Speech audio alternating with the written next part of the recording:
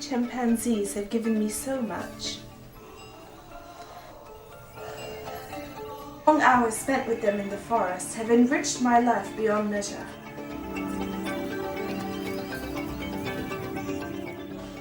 What I've learned from them has shaped my understanding of human behavior, of artless nature.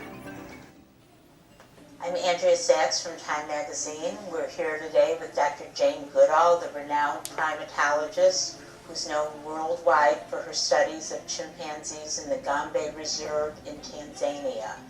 Dr. Goodall has written a wonderful new book, Hope for Animals in Their World, How Endangered Species Are Being Rescued from the Brink. Dr. Goodall, nice to see you. Good to see you. Kantesh Gutal in Pune, India asked, how can you be so empathetic with the chimps? It's alright.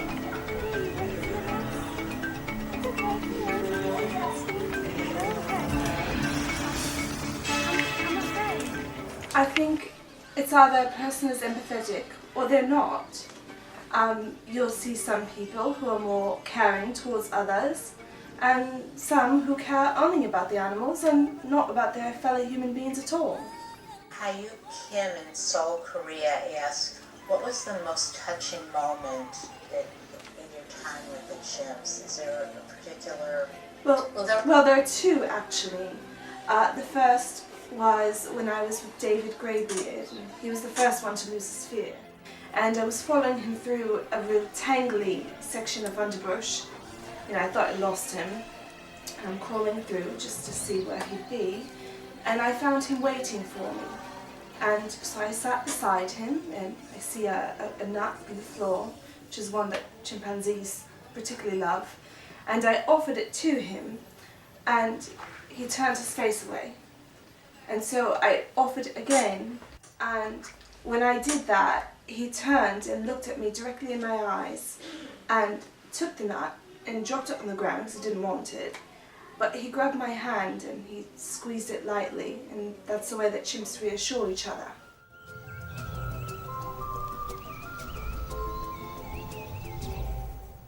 And the second one was when Flo had just had her baby, she's 5 months old, just learning to walk, and he's tottering over, taking his steps, and he goes to reach towards me, and instead of snatching him away like she always did, she held her hand protectively around him and just watched while he touched my nose. And it was quite brilliant.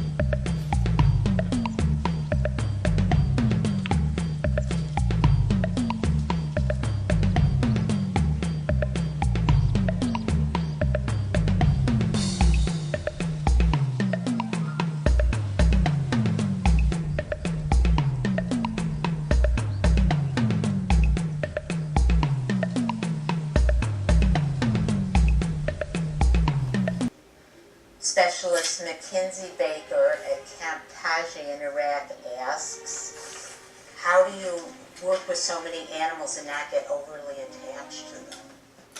Well, I've always been quite attached to the animals I'm working with. I feel that you've got to have a level of empathy to understand and to really understand what they're trying to communicate with you. And although science is supposed to be subjective and cool and collected, I really feel that this gives me that deeper level of understanding where they're coming from. And then I can say, well, that communication made me feel this, so what does that mean? It's supposed to mean something.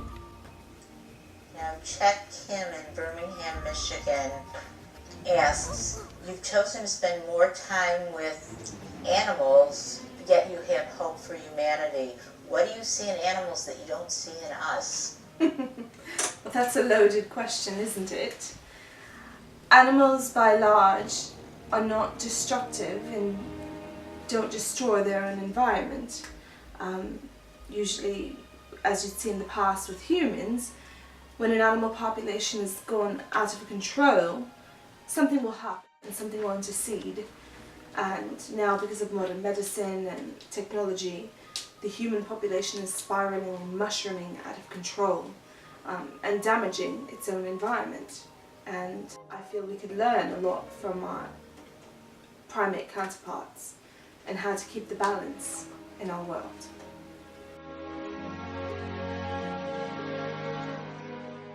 Now, let us move forward, understanding that this life is about more than making money. We shouldn't be living to make money, we should be making money to live. And we need to reconnect our clever brains with the seat of love and compassion, and that's the human heart. And I believe once we can connect those, we'll be in balance again. Thank you for having me.